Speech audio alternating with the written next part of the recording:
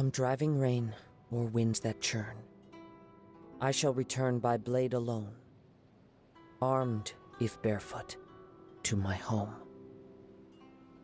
I am Kaedehara Kazuha, a wanderer who roams the land. Since we are both travelers, let us journey together for a time. This scenery is wonderful, surely enough to convince anyone to become a wanderer. There are leaves around, and I know just the tune to accompany them, if you wish to hear it. Wherever in this world I roam, I carry memories of my home. This blade, it is the last link I have to the land of my birth. Taking a stroll in the middle of a downpour certainly rouses the spirit. But it's best to dry your clothes as soon as possible after the rain stops. Compared to the storms I've encountered out at sea, this is really quite tame. I love it when it snows. The world falls completely silent, and I can sleep undisturbed. Clear weather all around brightens the heart. The bird song at daybreak is nature's gift to us. Let us go. Our journey begins anew. The midday sun has a way of making one yearn for a moment of sleep. Let's say we find ourselves a place to rest. I gaze up at the moon and lend my ear to the gentle breeze, with wine in my cup and peace in my heart. Have a wonderful evening. The wind has ceased. The world is silent, so now is the best time to rest well. See you tomorrow. In truth, not every night out at sea is filled with wind and waves. When the weather is clear, the moonlight flows over the rippling water and schools of fish circle the ship's hull. At moments like that, when I look out into the distance from the prow, I feel like this journey is worth it. The only thing that takes away from that feeling is the sailors singing. They're so loud. Don't they need to sleep? The Kaedehara clan was once a famed samurai clan. It's a pity that by the time the noble name passed to me, the title itself was all that was left. But it is enough for me. A samurai has no need of a lavish life. We find all that we need in wine, song, and the blade in our hands.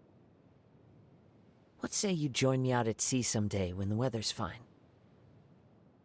I like frank people, because we can freely speak our minds to one another. There is no need to hide anything that you wish to say. I hear the voices of all things in nature, and that includes yours. As I see it, a vision is the proof of one's strength, not the source of it. It symbolizes the mortal desire to always keep moving forward. But in this endeavor, we samurai place our faith in our blades alone. Ah, you'd like to learn the art of the sword. Let me see. All right. Here, take this. It's a bamboo blade I just made. With these, we can practice sparring without having to worry about getting injured. On this mountain path where the red leaves lifeless lie, my heart calls for a companion, echoing the deer's cry. I do love maple leaves, but it is a shame that so many goodbyes seem to happen when they turn red. Farewell, dear gulls. Please calm your cries. From this day forth, I am a wanderer once more. I obeyed my life. She took me in when I fled from Inazuma, and gave me the courage to return there at the most difficult time of my life. She is a comrade in whom I and all the other sailors can place our trust. When I was a wanted man, the Resistance gave me a lot of help. The time I spent with Goro was brief, but he left a deep impression on me. He's the type of person who says whatever's on his mind. He shares the highs and lows of his subordinates and is never afraid to draw his sword for the sake of a friend. That's the kind of person I can really get along with. She defeated my friend in a duel before the throne, which I accept as proof of her great strength. But she uses that strength to serve as an oppressor's lackey, leading the Kujo clan's troops to relentlessly seek out and confiscate visions. This I cannot forgive. I see. So she does have her own ideals that she's fighting for. But I have to wonder, can the Kujo family flourish as they did before, once this storm has passed? I've asked myself this question many times since leaving Inazuma. Do I simply resent the Raiden Shogun because of what happened in that duel? Because of the lethal stroke she dealt my dear friend? I've thought about this a good long time. And I believe the answer is no. My friend died an honorable death in that duel, and the Shogun was not unjustified in her conduct. My dissatisfaction with her has its roots in the Vision Hunt decree. No one has the right to rob another of their hopes and dreams. Not even a god. I'm sure everyone living in Inazuma has heard of the Shirasagi Himegimi. The lady of the Kamisato clan is as perfect as a person can be, though our paths have seldom crossed. I wonder what she thinks of the state of Inazuma today. The last time she commissioned Captain Beidou to ship fireworks to Liyue, I unloaded the shipment myself. They were so heavy. I doubt that anyone besides her could make such huge fireworks. During my time with the Resistance, there was no one among our ranks who wouldn't look up to Her Excellency. As someone with a great passion for military matters, victory at all costs isn't really part of her ethos. She'd always try to limit the casualties to the minimum while planning her next move. By some accounts, it also seems that she seeks to take charge of both internal and foreign affairs for Watatsumi Island. Wouldn't that be too much to expect of herself, though?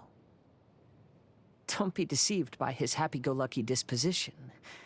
As soon as he gets working on a case, that restless energy he carries around turns into a razor-sharp focus.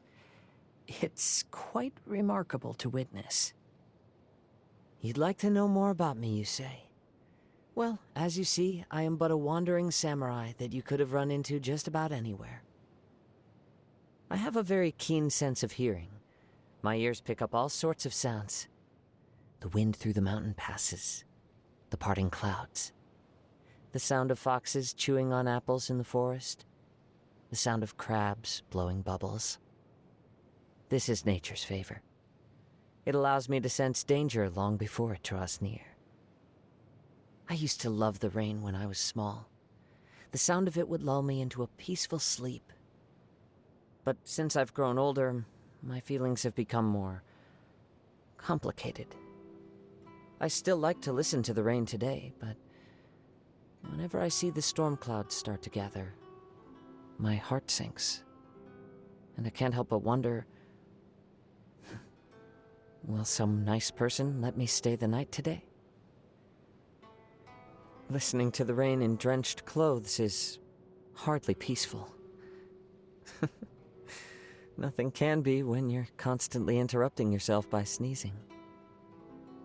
I never stay in a single place for very long.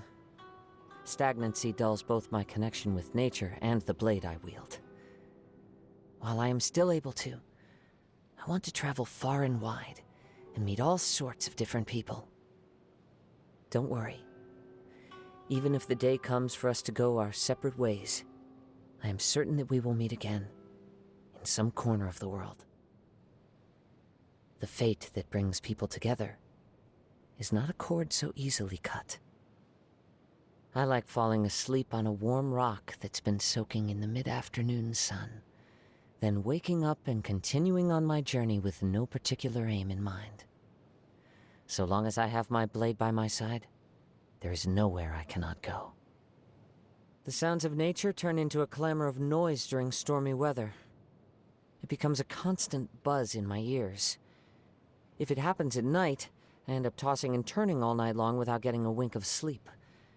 It's quite the headache. The most easily obtainable food source when you're out at sea is, of course, fish. So it goes without saying that a seafaring adventurer must give careful consideration to how to cook a tasty fish-based meal. If the chance arises, I'd like you to try some of my cooking. I am not particularly fond of food that's thrown together in a hurry without much care and attention. The way I see it, if your meal consists of a single fish, you should grill it to perfection. Eating is supposed to be an enjoyable experience, so how can we stand to be so slapdash about it? That you can make fish taste as delicious as this is proof of your outstanding culinary prowess. Your cooking not only fills the stomach, it also soothes my soul. Perhaps you should get some rest? A weary mind is a recipe for flavorless food. I heard it was your birthday, so I wrote a haiku for you.